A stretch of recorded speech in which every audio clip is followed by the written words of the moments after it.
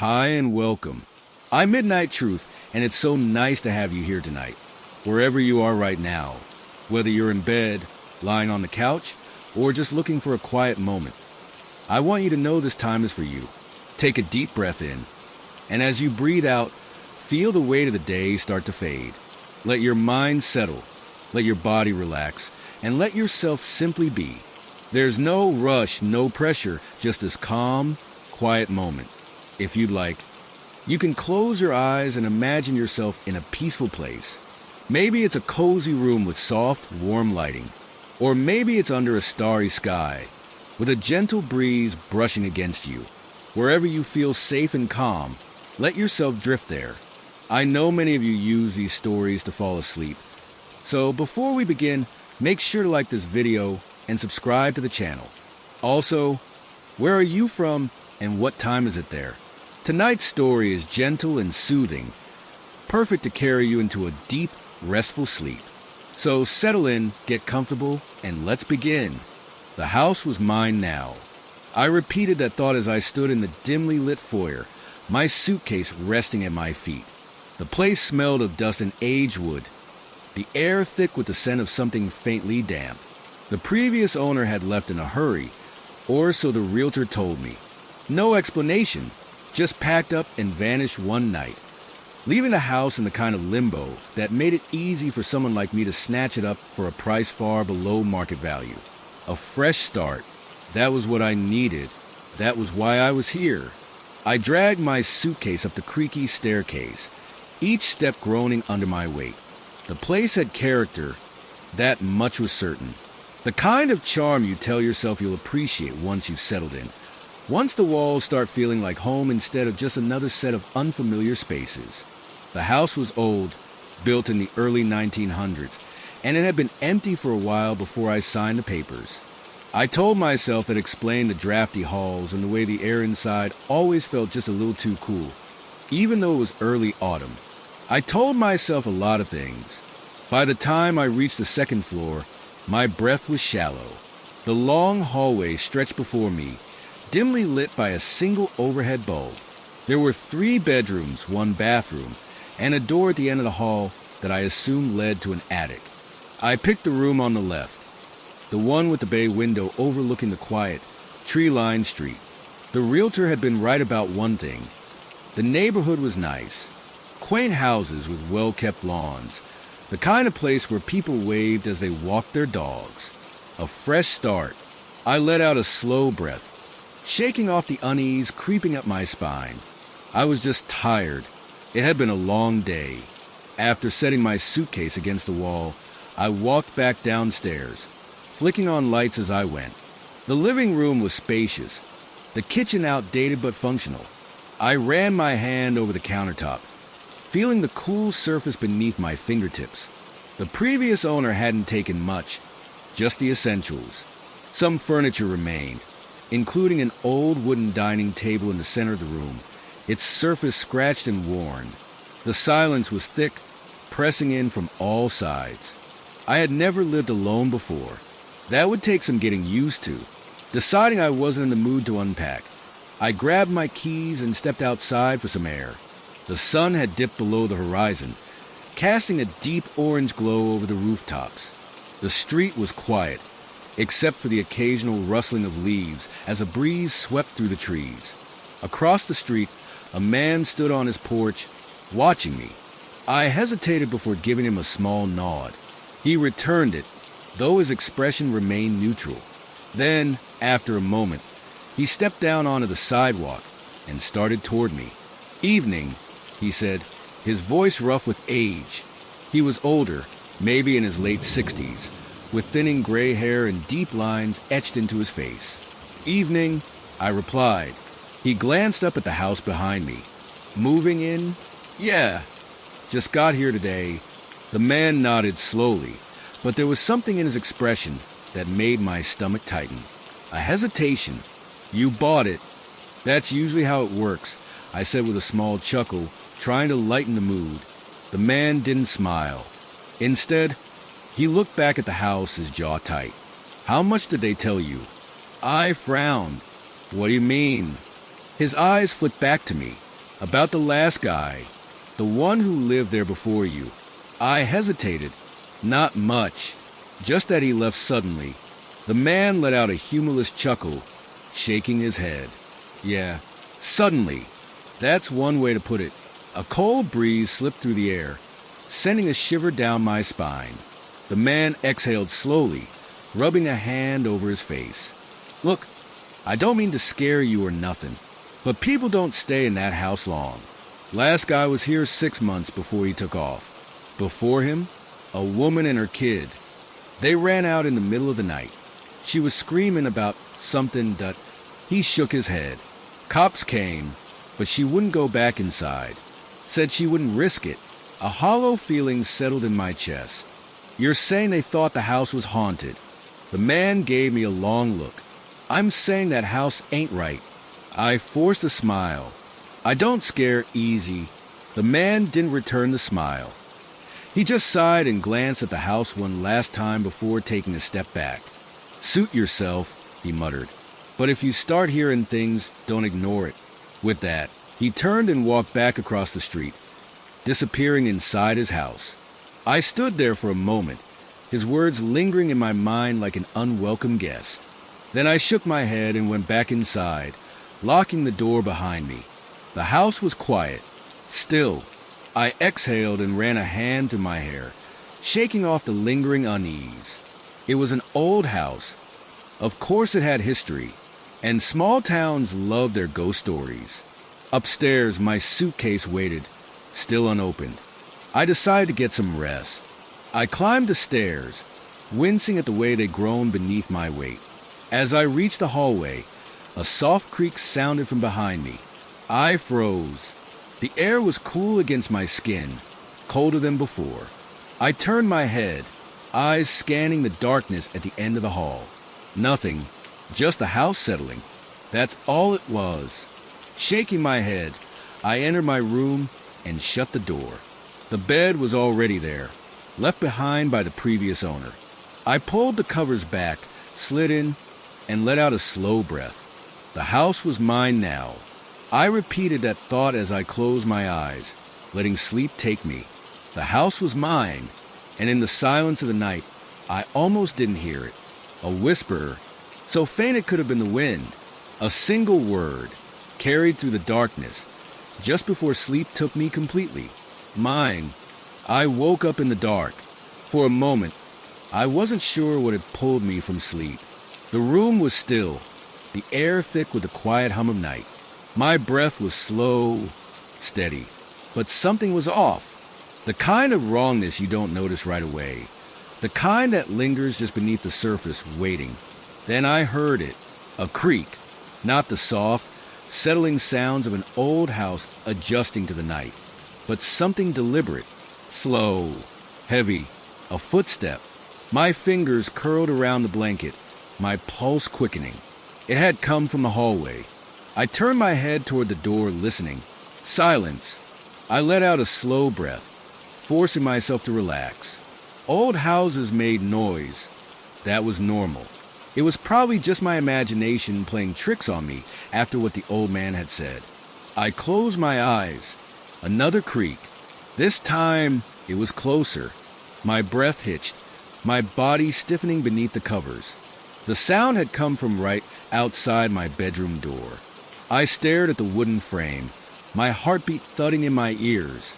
The room was so dark I could barely make out the outlines of the furniture, but I kept my eyes fixed on the door, waiting. Nothing happened. I swallowed, throat dry. Maybe it was the wind.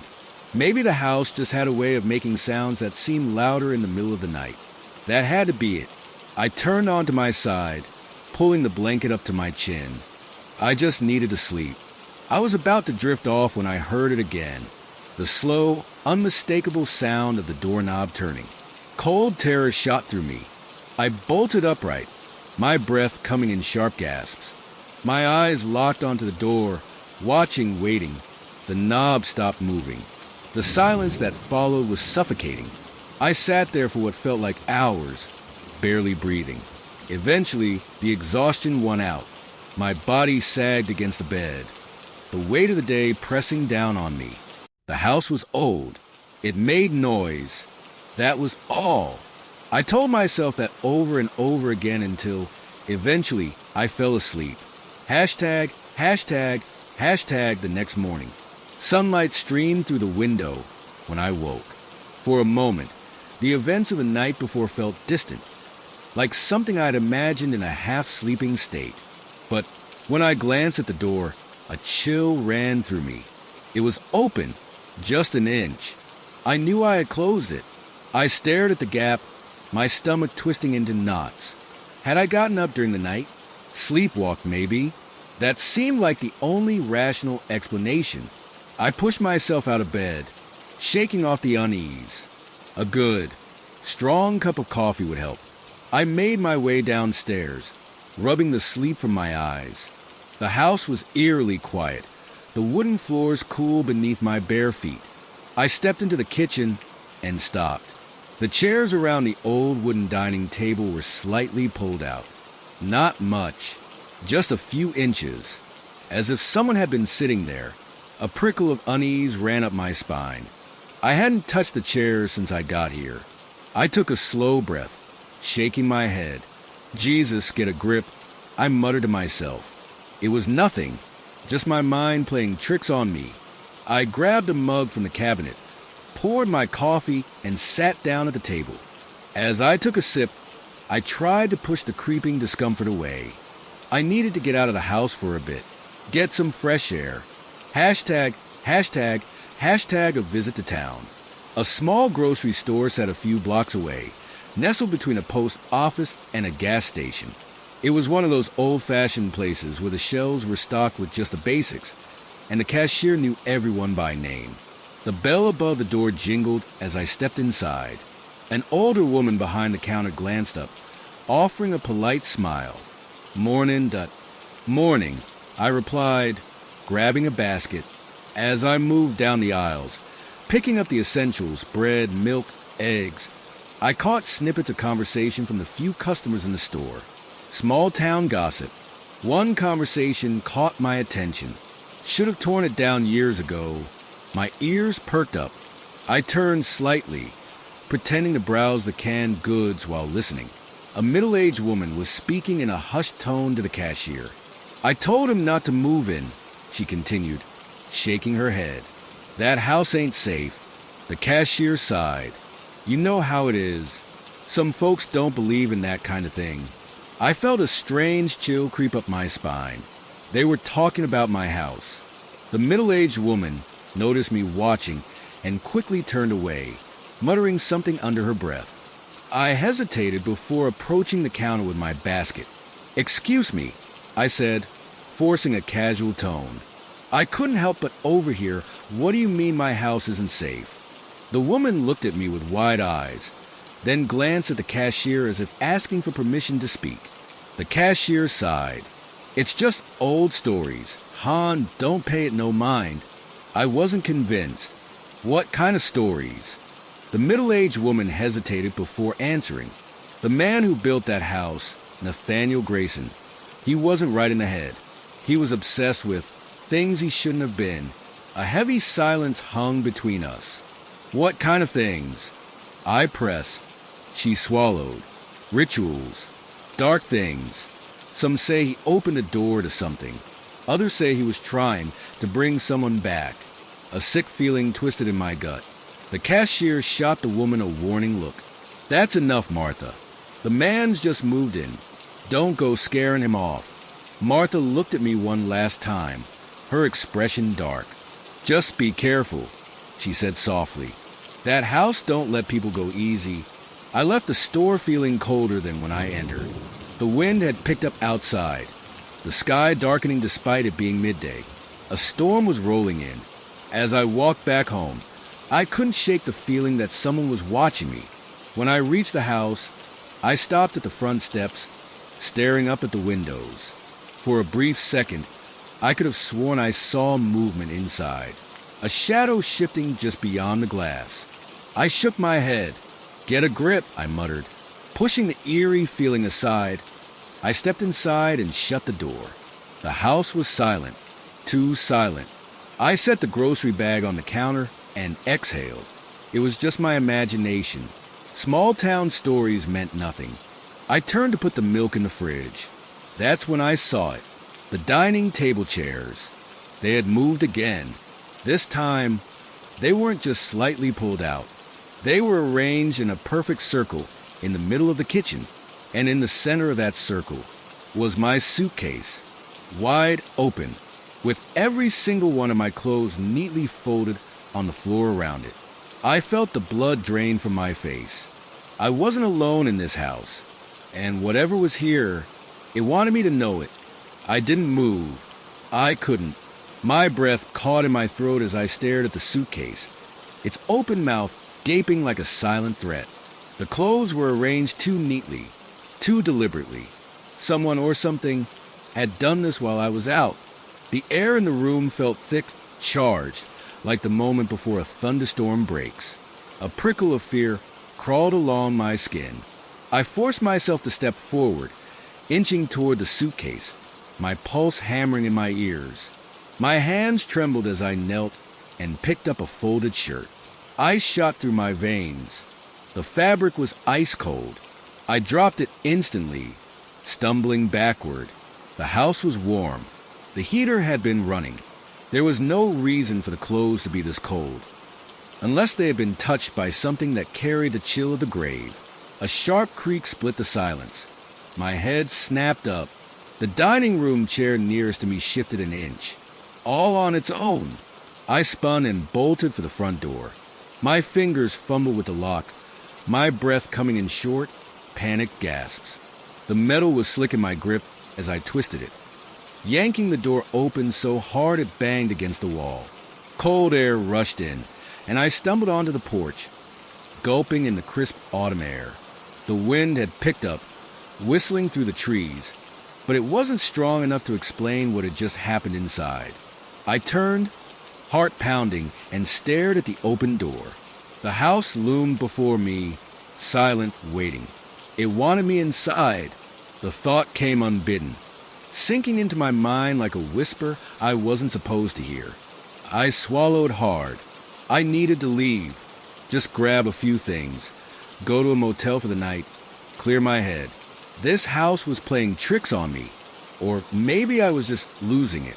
Yeah, that had to be it. Summoning every ounce of courage I had, I stepped back inside. The air was different now, heavier, as if something unseen was watching. I hurriedly stuffed my clothes back into the suitcase, barely taking the time to fold them. The whole time, I kept my ears open, listening for any sign that I wasn't alone. Silence. Too much silence. I grabbed my keys, my phone, and my jacket. I was halfway to the door when a soft sound stopped me in my tracks. A whisper. I froze. The voice was faint, barely more than a breath, but I heard it. My name, spoken right behind me. I spun, heart slamming into my ribs. Nothing, no one, but the air was colder now. The hairs on the back of my neck stood on end. I wasn't imagining this. Something was here, and it knew my name. I backed away, moving toward the door, never taking my eyes off the empty space in front of me. Then the whisper came again, closer, right against my ear. Asterisk, don't go. Asterisk. A hand clamped around my wrist. I screamed, jerking away. I staggered back, heart pounding so hard I thought it would burst. My skin burned where I'd felt the grip, but when I looked down, nothing, no mark. But I had felt it. Someone had touched me. I didn't think. I ran, bolting out the door. I practically leaped down the porch steps, my suitcase forgotten. My feet pounded against the pavement as I sprinted toward my car. The keys were in my hand, slick with sweat. I fumbled, almost dropping them as I jammed one into the lock. Click. I yanked the door open, dove inside, and slammed it shut behind me. My hands shook as I shoved the key into the ignition. The engine sputtered. No, no, no, no. I twisted the key again. The car refused to start. The whisper came once more. Asterisk, stay. Asterisk, from inside the car. A cold breath against my neck. I didn't scream this time. I couldn't. Terror had frozen me solid. I turned my head, barely daring to move, and in the rear-view mirror, a shadow, not a person, a shape, a mass of darkness where there should have been nothing, watching me, grinning. I slammed my fist against the dashboard, choking back a sob. The engine roared to life. Tires screeched as I floored the gas, peeling out of the driveway.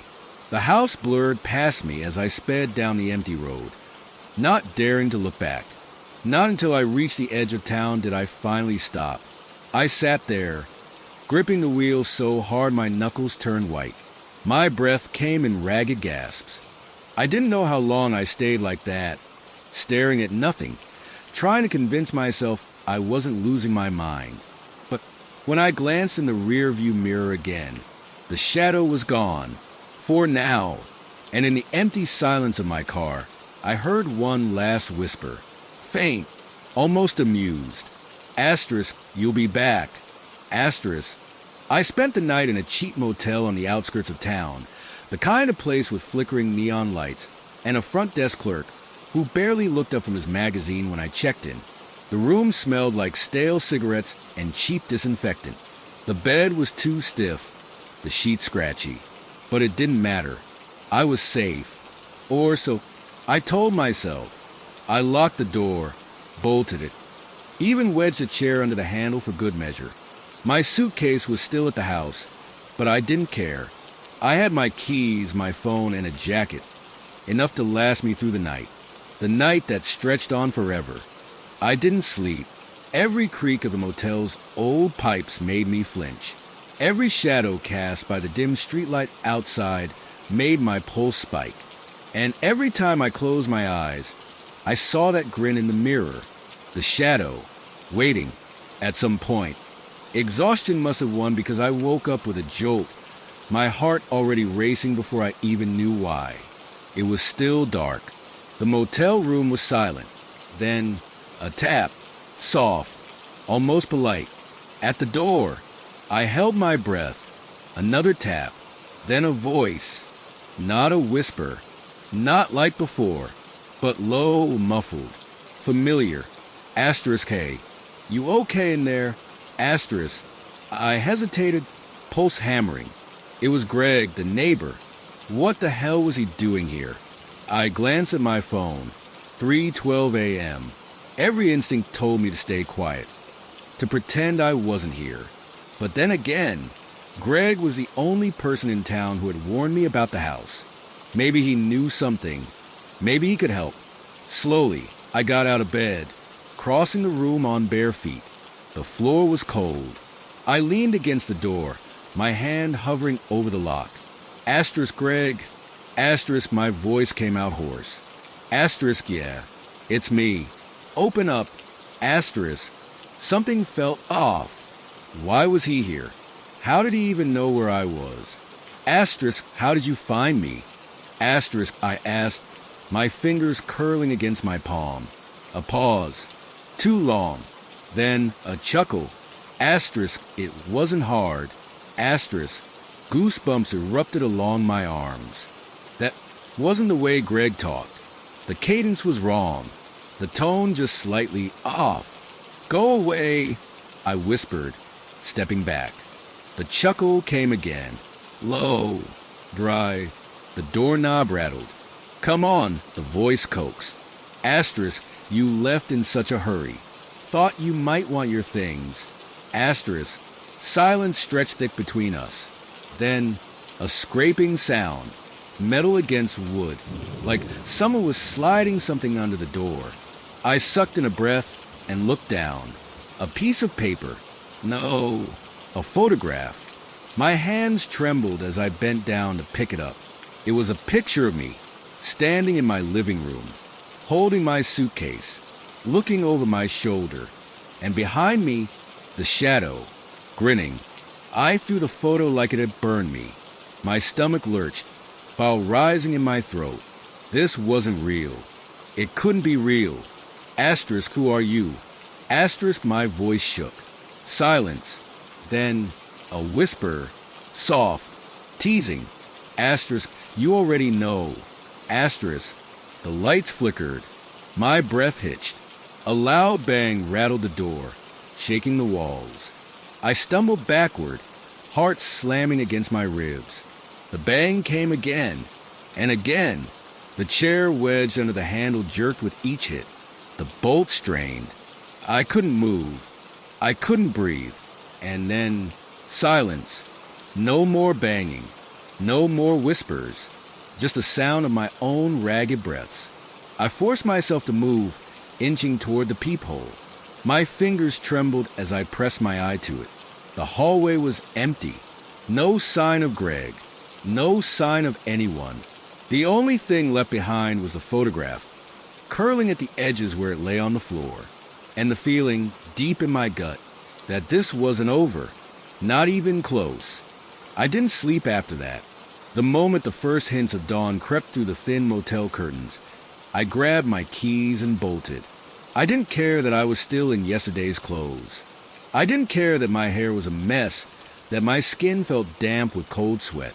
I just needed to leave. The motel's front desk clerk barely looked up as I walked past.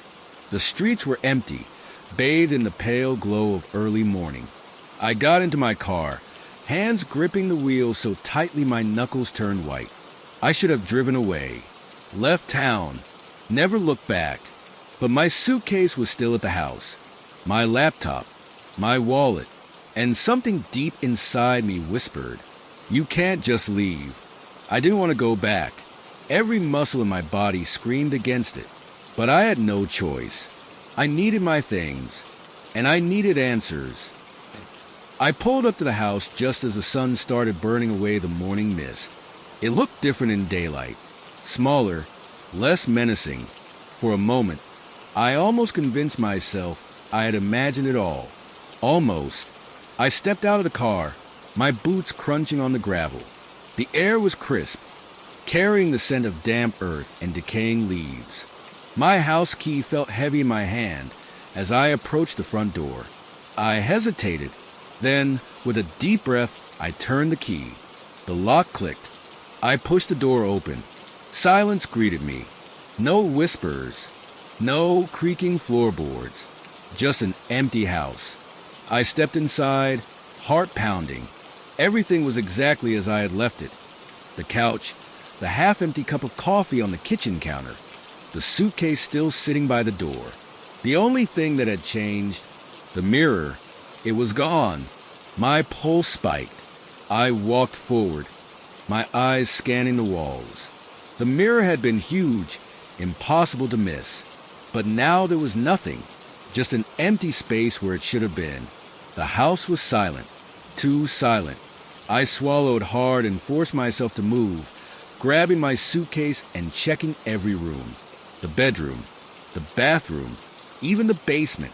Nothing, no mirror, no sign of anyone. I should have left right then, taken my things and never looked back. But I didn't. Instead, I made a mistake. I checked the attic. The attic door was one of those pull-down hatches with a rope dangling from the ceiling. I hesitated, my fingers curling around the cord. Something in my gut told me not to do it. But something else, something darker, pushed me forward. With a deep breath, I pulled. The hatch creaked open. A wooden ladder unfolded.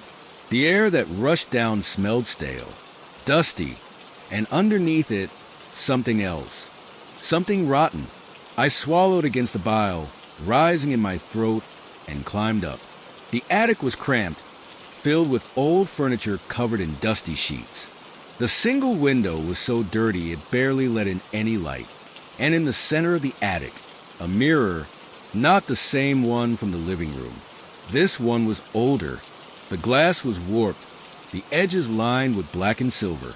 It stood against the far wall, draped in a heavy cloth. I don't know why I did it, why I walked forward, why I reached out and pulled the cloth away. But I did, and the moment I saw my reflection, I realized I wasn't alone. My reflection didn't move. It stood there, grinning, and then it stepped forward, out of the glass, toward me.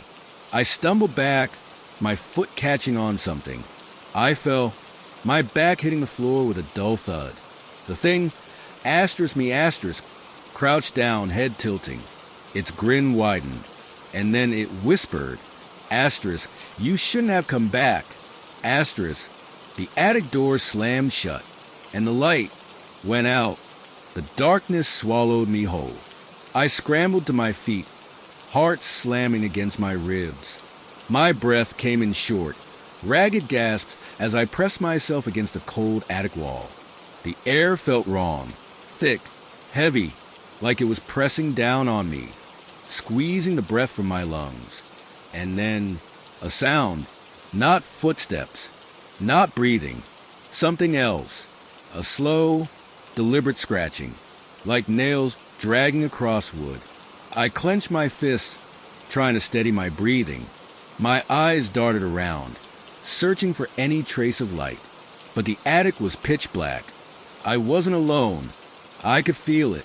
Something moved, a whisper of air against my cheek, a presence, close, too close. Then a voice, soft, amused. Why did you come back? My stomach twisted into knots. It was my voice, but it wasn't coming from me. I forced myself to move, my hand reaching blindly through the darkness. My fingers grazed the rough wooden floor, then something cold metal. The pull cord for the attic hatch. I grabbed it and yanked. Nothing. I yanked again, harder this time. The door didn't budge. A laugh echoed through the attic. Low, hollow. It came from everywhere and nowhere. You don't belong here, the voice whispered. I spun around, pulse pounding in my ears. My back hit something solid. The mirror. Even in the dark, I could feel it. The glass was cold against my skin. Too cold, like ice. I swallowed hard and turned, my hands fumbling against the frame. My fingers brushed the surface of the glass, and something touched me back. A hand, pressing against mine. From the other side, a choked gasp escaped my lips as I jerked away. Then, the mirror shuddered. A ripple spread across its surface, distorting my reflection like water. And then, it stepped out. I couldn't move. I couldn't breathe. It was me, but not me. The thing that had grinned at me in the motel mirror. The thing that had whispered to me through the walls. It stood there, head tilted, grinning that same impossible grin. I stumbled backward, my legs shaking beneath me. What do you want? My voice came out as a rasp. The grin widened. The thing took a slow, deliberate step forward. To take your place. I turned and ran. My hand slammed against the attic hatch. I pounded on it, screaming. Let me out. The attic was suffocating. The air pressed in around me, thick with the scent of rot and dust. My throat burned. My chest heaved.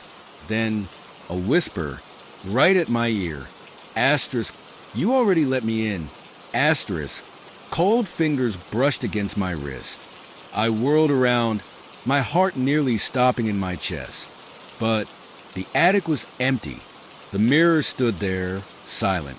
The reflection staring back at me was mine. Just mine. My hands trembled as I backed away. Then, slowly, I reached for the hatch cord one last time. And this time it opened. The ladder unfolded, creaking loudly as it hit the floor below. I didn't hesitate. I climbed down as fast as I could, my hands slick with sweat.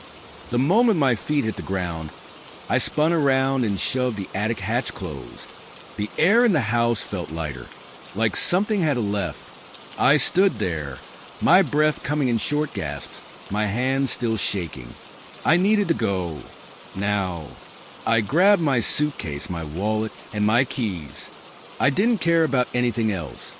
I turned toward the door and froze. The hallway mirror, It was back, and in the reflection, the attic hatch was open. A figure stood at the top of the ladder, grinning. Then the lights went out. Darkness swallowed the house. The only light came from the dim glow of the hallway mirror, casting long, shifting shadows across the floor. My pulse thundered in my ears as I stared at the attic hatch in the reflection. The figure stood there unmoving, watching me, grinning, a breath. Not mine, cold and slow, right behind me. I spun around, fists clenched, but nothing. The hallway was empty. I forced myself to breathe. My body screamed at me to run, but my legs refused to move. My eyes flicked back to the mirror. The attic hatch was closed. The figure was gone, but something was still wrong. I took a slow step toward the front door, my fingers tightening around my keys. I had to leave, now. But then I heard it, a slow, deliberate creak. From upstairs, my stomach twisted into knots. It was the floorboards, the same ones I had heard that first night. Someone was up there, moving, waiting. I swallowed hard and took another step toward the door. Then, another creak, closer this time. I clenched my jaw and ran. I grabbed the doorknob, twisted. It wouldn't budge. Locked. No. I yanked harder. The key. I had the key. My hands fumbled, slick with sweat, as I jammed it into the lock. A whisper, asterisk, you can't leave, asterisk, right next to my ear. I whirled around and froze. The mirror, my reflection, was smiling, but I wasn't. A slow, creeping dread crawled up my spine. My own eyes stared back at me, but something was wrong. It looked like me, but the grin, too wide, too sharp. It raised a hand and pressed it against the glass. My hand stayed at my side. I took a slow, shaky step back. My reflection did not. It stepped forward, right through the glass. The air turned ice cold.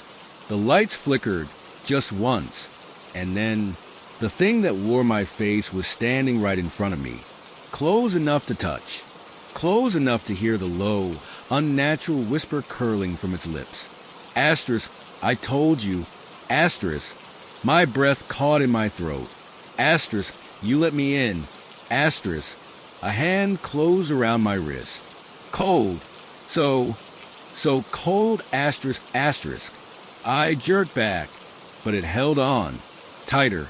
Its grin widened, stretching too far, too inhuman. My vision blurred. The room tilted. My knees buckled, and I hit the floor. The last thing I saw before the darkness swallowed me whole was my own face, smiling, as everything went black. I woke up to a silence so thick it felt like I was submerged in water. For a moment, I wasn't sure where I was. My eyes fluttered open, and everything seemed blurry, fuzzy. The room around me was dim, and the air smelled stale, like something had been rotting just out of reach.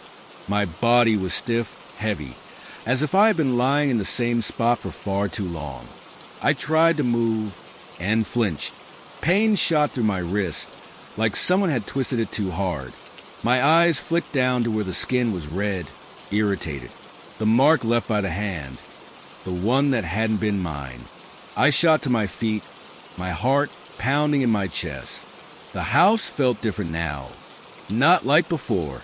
Before it was old, creaky, full of the kind of things you could ignore.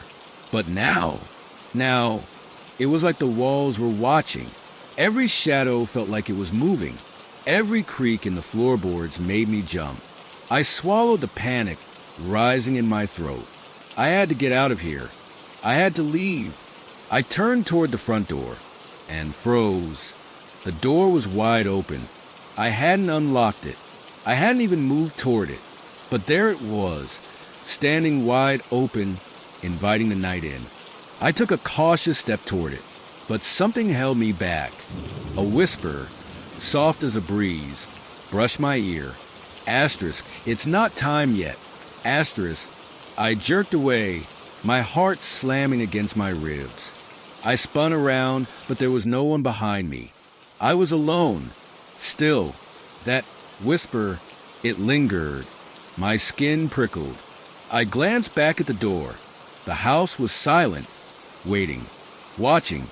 I stepped forward, determined to leave this nightmare behind me. One foot out the door. But then, a sound, a thump from upstairs. Heavy, slow. I froze. My pulse spiked again. I could feel it in my fingertips, a cold, gnawing dread crawling up my spine. It was close, too close. I stood there, too terrified to move. I could hear it now.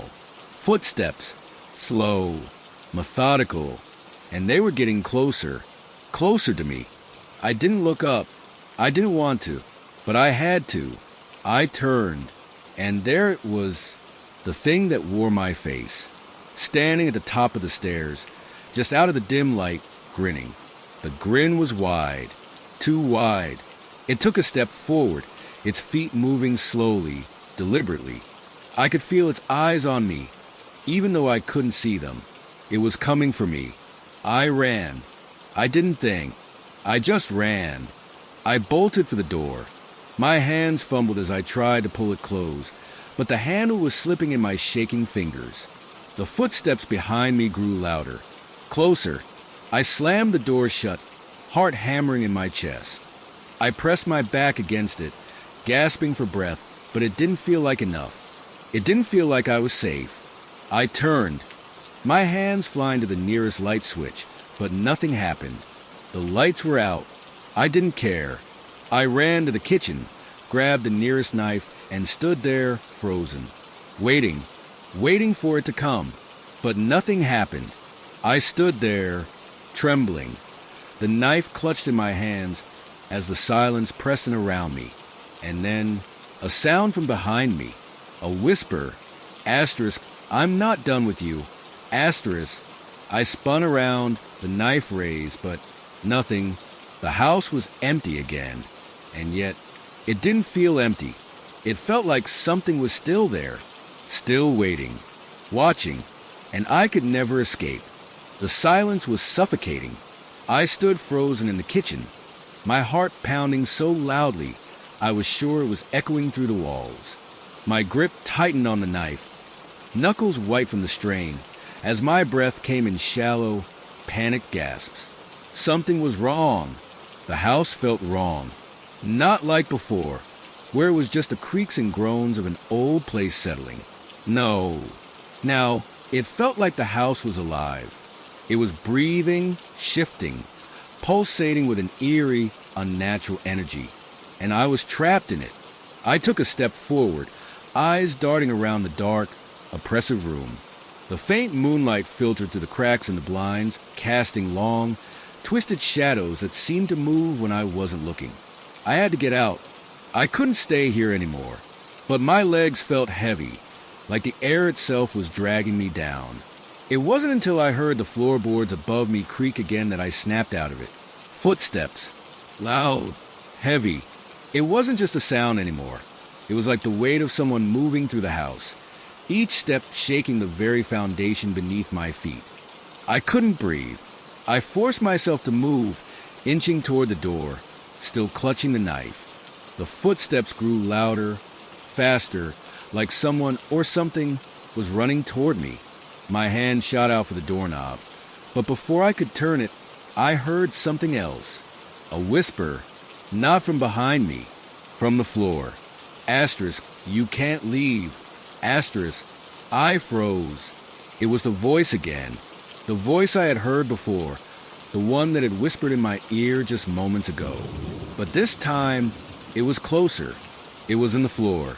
A scratch, a soft, almost imperceptible sound beneath the wooden planks. I bent down, holding my breath. The floor was cold to the touch. The whisper came again, this time clear and sharp. Asterisk, I won't let you go. Asterisk, I felt it. A coldness spreading out beneath me, creeping through the wood like a chill that seeped into my bones. The floorboard shifted, slowly, unevenly, The sound of something moving beneath them, something heavy, something alive. My hand shot back, away from the floor, my mind reeling. I scrambled toward the door, my heart racing. I had to leave. There was no choice now. I tried the knob again, panic rising in my throat. It wouldn't budge. I yanked on it, again and again. It was locked, but I hadn't locked it. I hadn't even touched the lock.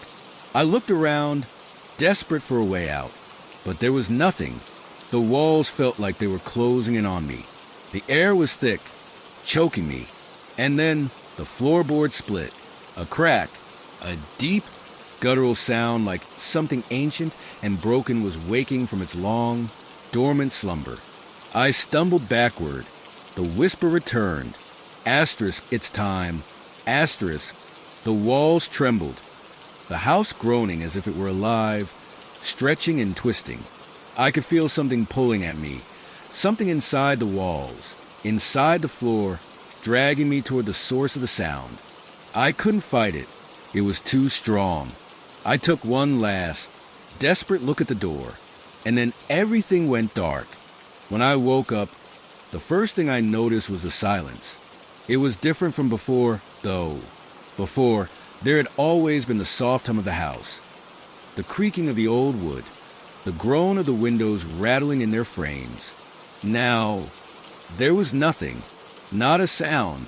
I blinked, trying to adjust to the dim light. The room was hazy, like I had been asleep for too long, and my body felt heavy. My head throbbed, a dull ache that pulsed with each beat of my heart. I tried to move, but I couldn't. I was tied. My wrists were bound to the arms of a chair, the ropes biting into my skin. My legs, too, were strapped to the legs of the chair. My breath caught in my throat. My heart skipped a beat. What was going on? I twisted in the chair, testing the ropes. They were tight, cutting into my skin, but I couldn't feel anything on my feet or hands, like the blood was no longer flowing. I couldn't feel the pain, but I could feel something else. The air in the room was thick with a strange, suffocating heaviness. The walls, once just old and worn, now looked as though they were pressing in on me, the wood bowing inward like it was alive.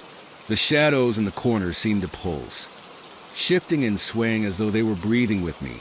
And then I heard it, the sound of footsteps again. But this time, they were different.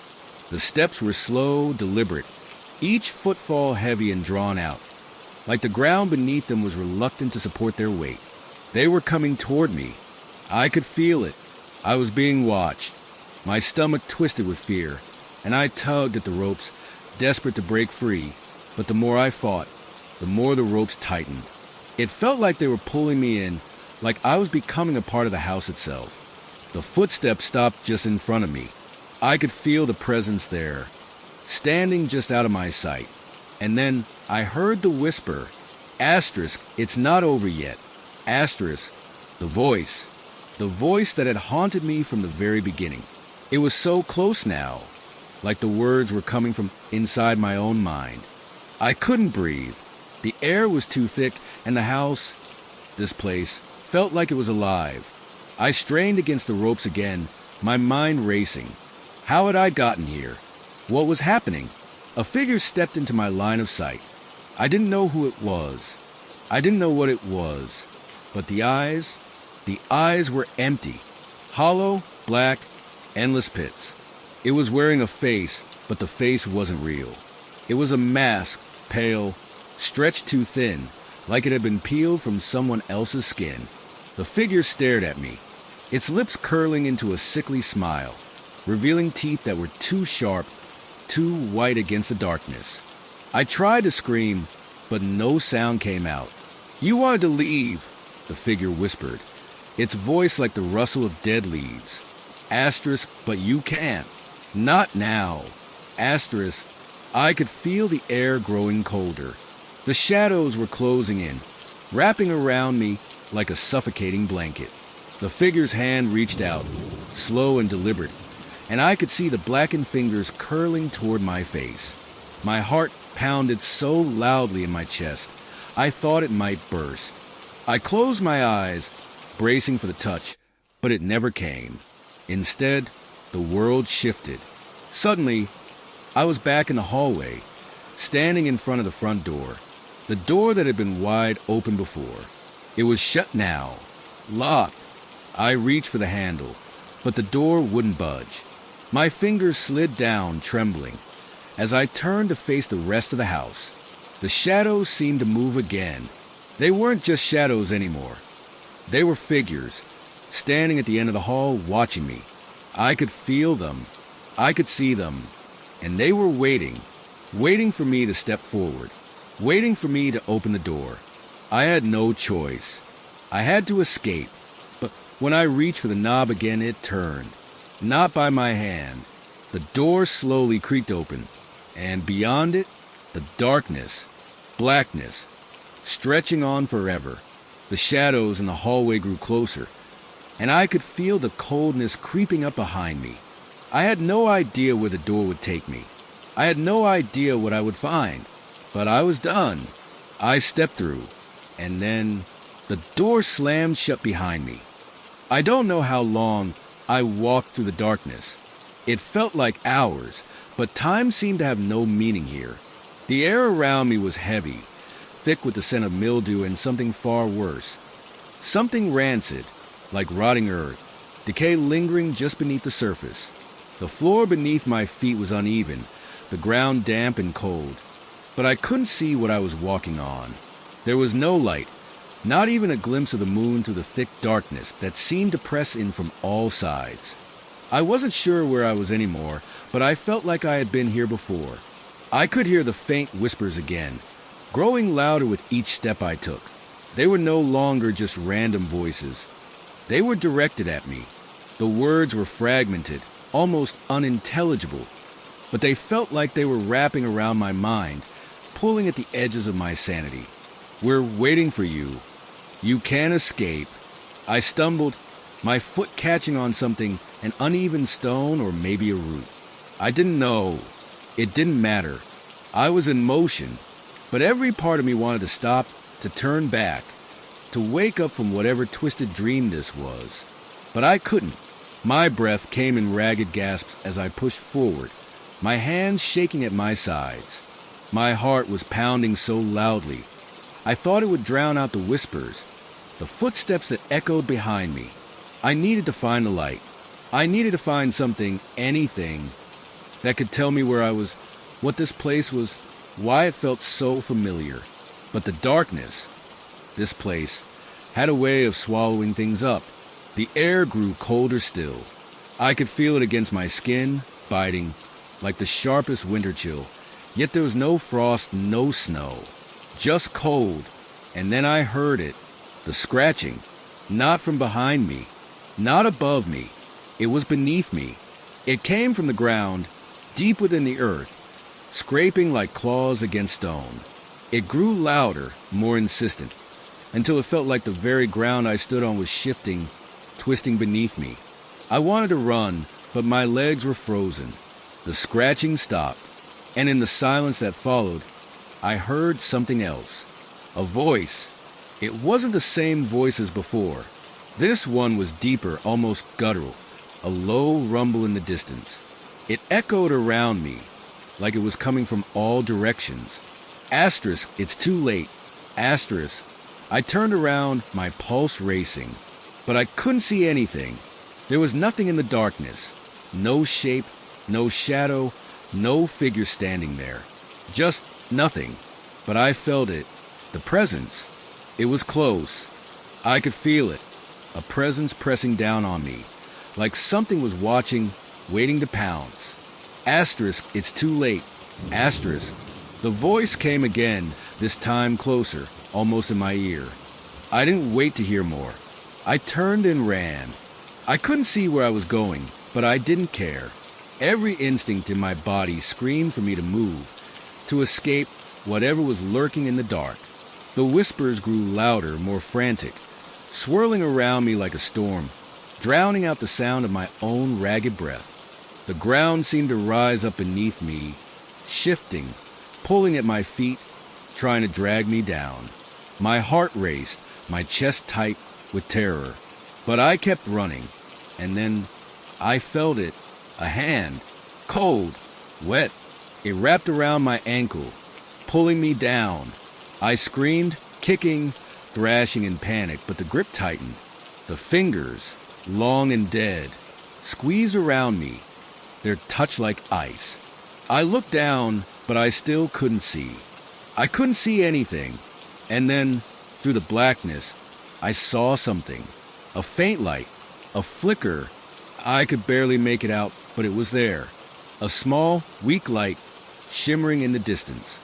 I didn't hesitate. I kicked harder, struggling to break free, and with one last burst of strength, I pulled my leg free from the icy grip. I didn't look back.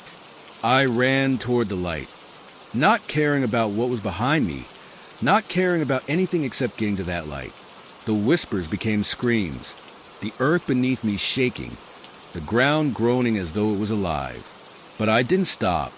The light was closer now, growing brighter. I could feel its warmth, and with it, the sharp, crushing weight of the darkness began to lift. And then I reached it. I stepped into the light, and everything stopped. The air cleared. The ground beneath me felt solid again. The whispers were gone. I stood there, gasping for breath, trying to make sense of what had just happened. And then I saw it. A door that hadn't been there before. It was small, wooden, weathered, but it was real, and it was calling to me. The door stood in front of me, out of place, like an old relic from another time. The air around it seemed to shimmer, as though it was somehow separate from everything else. I wasn't sure how it had appeared. It had just materialized. It wasn't just any door. It had a strange symbol carved into its surface, something ancient, twisted. The markings seemed to move, almost imperceptibly, like they were alive, riding beneath the worn wood. My gaze couldn't help but be drawn to them, as if something beyond the door was calling me, pulling me toward it. I stood frozen for a moment, every part of me screaming to turn around and leave, to walk away from the presence that had been chasing me. But my feet refused to move. I could feel it again, the weight of something watching me, waiting. The light from the door flickered, almost as if it were inviting me inside, pulling me closer. I took a tentative step forward, my heart pounding in my chest. Each footfall echoed like a warning, like I was walking into something I would never be able to escape. I had to know what was behind it. I reached out with trembling hands and touched the door. The moment my fingers made contact, a chill ran through me, a shock of cold that seemed to seep into my very bones. It was like the door had been waiting for me, and now that I was here, it had claimed me. I wanted to pull my hand away, but something kept me there, something beyond fear, beyond reason. And then the door creaked open, the sound low and ominous, like it hadn't been disturbed in decades.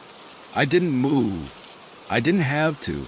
The door opened on its own, slowly, with a groan of ancient hinges. It revealed the dark space beyond. Inside, I could see nothing, just blackness, pure, suffocating blackness, like a void that wanted to swallow me whole. But then, something moved, a figure, barely perceptible, just a shadow at first, but growing clearer with each passing second. It was humanoid, but twisted, distorted. Its form was wrong, too tall, too long, with limbs that stretched unnaturally, bending at angles that shouldn't have been possible. I couldn't breathe. I couldn't look away. The figure stepped forward, and with it came the unmistakable smell. It wasn't just decay. It wasn't just a rotten stench I had smelled in the house before. This was something worse. It smelled like death. I wanted to scream. I wanted to run, but my legs felt like they were glued to the floor, my body locked in place, unable to move. My mind screamed at me to escape, but my feet remained rooted to the ground. The figure took another step toward me, and the air grew colder, even colder than it had been before. The darkness seemed to close in tighter around me. I could feel it pressing against my skin, suffocating me, wrapping around my throat. And then asterisk, asterisk, it spoke asterisk, asterisk. It wasn't a voice. Not exactly. It was more like a presence, a whisper that reverberated deep inside my skull, filling my mind with its terrible, distorted words. Asterisk, you shouldn't have opened it. Asterisk, I wanted to ask what it meant, to demand answers, but my mouth was dry.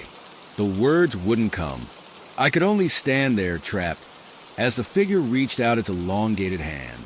I could see its fingers now, long and twisted, like they had been broken and reformed. They were reaching for me, inch by inch, their nails sharp as razors. And then the light from the door flickered.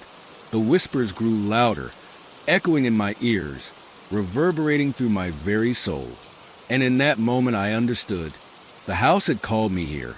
It had drawn me in. It had been waiting for me to open that door. And now I was its prisoner. I tried to step back, but I was already too late. The figure's fingers brushed against my skin, icy cold and sharp. I felt my legs buckle beneath me. I was falling into the blackness.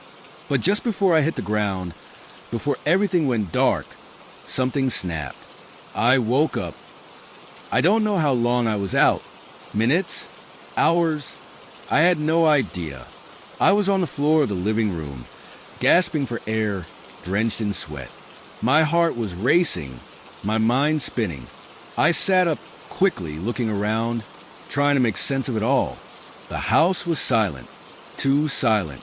Everything was exactly as it had been before. The walls, the old furniture, the dim light filtering through the cracked windows. It was all still there, like nothing had happened. I staggered to my feet, my hands shaking as I wiped the sweat from my forehead. It was over. I had to get out. I didn't care if I had no plan, no idea where I was going. I just had to leave. I grabbed my coat from the couch and stumbled toward the door, feeling the cold air rushing in as I opened it. But just as I stepped out onto the porch, just as I turned to leave, the door slammed shut behind me. I froze. The house was still, silent, but then from deep inside, I heard it again. The scratching. It was coming from the floor beneath me. I turned, but the house was empty. Nothing but the noise. It was still there, and I knew it wasn't over.